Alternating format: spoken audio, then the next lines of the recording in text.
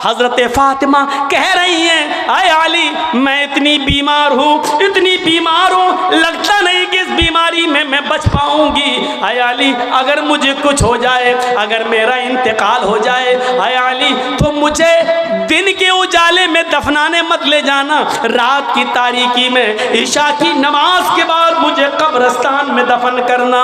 हजरत अली ने कहा, आए फातिमा ऐसा क्यों कह रही हो? अगर तुम्हारा इंतकाल सुबह फजर के बाद हो तो क्या ईशा तक हम तुम्हारे जनाजे को रखेंगे, मिट्टी को रखेंगे? तुम्हारे बाप का, तुम्हारे अब्बू का फरमान है कि मैयत को जल्दी कब्रिस्तान ले जाओ, फिर मैं लेट कैसे करूं? फरमाती हैं, आए अली, आए मेरे प्यारे शौहर, मुझे रात में ही ले जाए, मेरा इंतकाल कभी भी हो, लेकिन मुझे ईशा के बाद दफनाना, मुझे दिन के उजाले में कब्रिस्तान न ले जाना।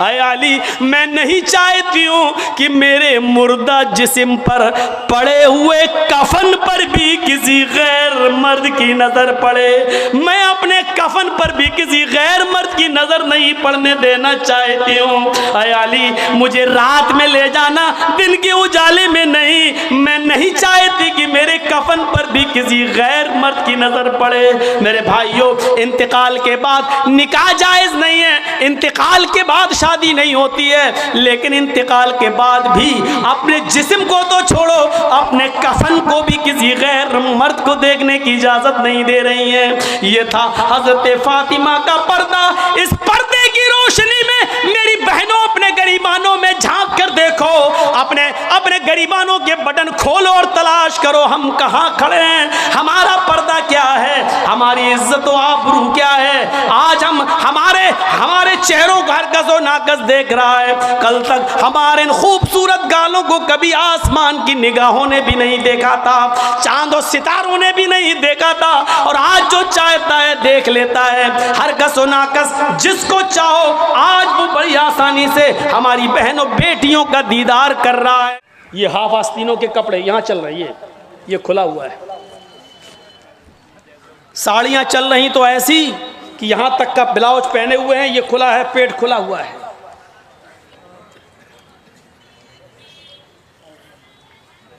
और जो चंद बुरके अब चल भी रहे हैं बिहार बंगाल में, पहले तो चलते नहीं थे, तो अब बुरकों में भी डिज़ाइन चलने लगी है। कड़े हुए बुरके, डिज़ाइनदार बुरके। अब एक बात बताइए, बुरके को आप एक तो डिज़ाइनदार बना रहे हैं, और दूसरा जब औरत या लड़की जब बुरका ओढ़ती है तो सीने पर फूल बना दिए आप। ये बताइए यहाँ फूल बनाने की क्या ज़रूरत थी? जब वो पहनती है तो फूल सीने पर, और वो लड़की ने ये बुर्का खरीदा क्यों? इसका मतलब क्या है कि वो भी इसलिए खरीद रही है ताकि मेरे फूलों पर नजर। ये सुनना पड़ेगा, तुम्हें नहीं, तुम्हारे बाप को भी सुनना पड़ेगा। जब तक मैं इस कुर्सी पर हूं, ये अथॉरिटी, ये पावर मुझे इस्लाम ने दिया है, सुनना पड़ेगा। क्यों खरीदा है उसने ये बुर्का?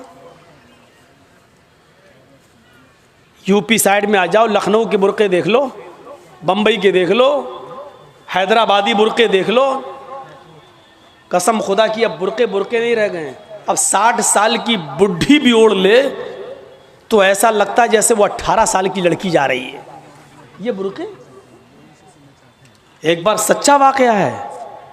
60, 65, 70 साल की बुढ़िया ऐसा ही बुरका ओढ़ के चेहरा छुपा के जा रही थी धीरे धीरे। भाई बुढ़ी थी वो, धीरे धीरे चल रही थी, तो एक लड़का उसका पीछा करने लगा।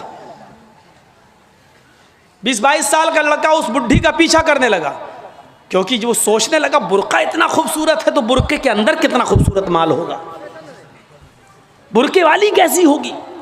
उसका पीछा करने लगा। बुढ़िया धीरे धीरे चल रही, लड़का समझ रहा मुझे लिफ्ट दे रही, मेरी वजह से धीरे धीरे चल रही, जबकि वो अपनी कमजोरी की वजह से धीरे धीरे चल रही। बुढ़िया समझ गई कि लड़का मेरा पीछा कर रहा है, तो थोड़ी दूर चलने के बाद उसने अपना नकाब खोला और अपनी तुतलाती जबान में बोली, बेटा।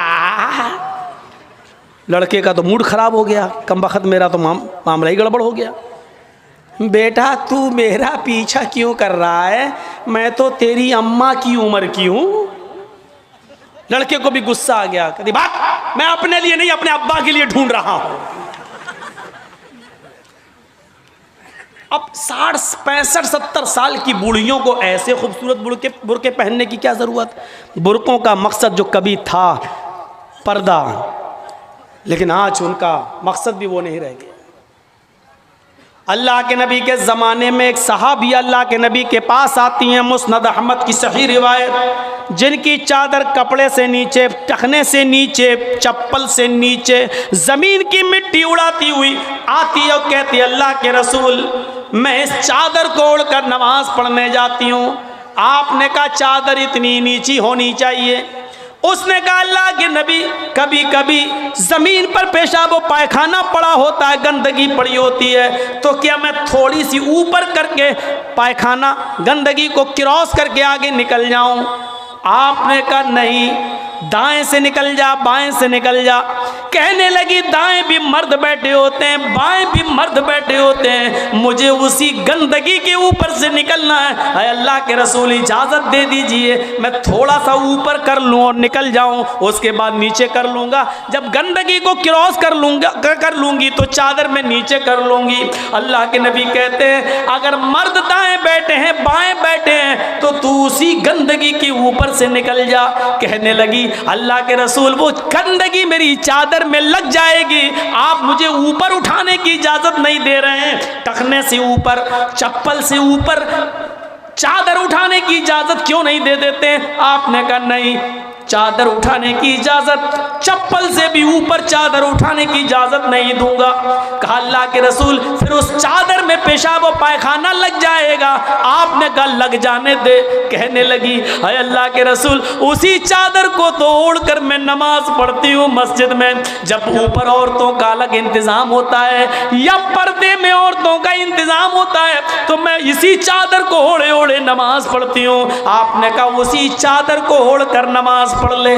कहने लगी उसमें पेशाब और पायखाना लग जाएगा, क्या उसी और चादर को ओढ़कर नमाज पढ़ लूं? आपने फरमाया हाँ। आए औरत, जब पेशाब और पायखाना तेरी चादर में लगेगा, जब तू आगे बढ़ेगी तो तेरी चादर जमीन पर पड़ी हुई मिट्टी से रगड़ खाएगी, क्योंकि तेरी चादर नीचे है। जब पेशाब और पायखाना उसमें भर जाएगा, जब तू आगे बढ़ेगी तो जमीन पर पड़ी हुई मिट्टी पर तेरी चादर रगड़ खाएगी, और जमीन पर पड़ी हुई मिट्टी से रगड़ने की वजह से जमीन की पाक मिट्टी तेरी चादर को पाक कर देगी।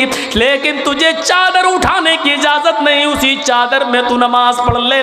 गंदगी लगती है तो लग जाने दे, आगे बढ़ेगी तो जमीन पर पड़ी हुई पाक मिट्टी तेरी चादर को पाक कर देगी। मेरे भाइयों, पेशाब और पायखाना देखकर भी अल्लाह के रसूल ने औरत को चादर उठाने की इजाजत नहीं दी। मेरी बहनों, तुम्हारे दिल कैसे गवारा कर लेते हैं। जलसों में भी चूड़ियां खरीदने के लिए, बैलून्स खरीदने के लिए, जलेबियां खरीदने के लिए तुम किस तरीके से लेडीज पिंडाल से निकलकर तुम बाजारों में घूम लेती हो। शर्म आनी चाहिए। तुम्हारे कलेजे और तुम्हारे दिल कैसे गवारा कर लेते हैं कि लड़के और लड़कियां एक जगह शॉपिंग करें, दुकानदारी करें, खरीदारी करें। ये तुम्हारे कलेजे, तुम्हारे ज़मीर कैसे गवारा कर लेते हैं।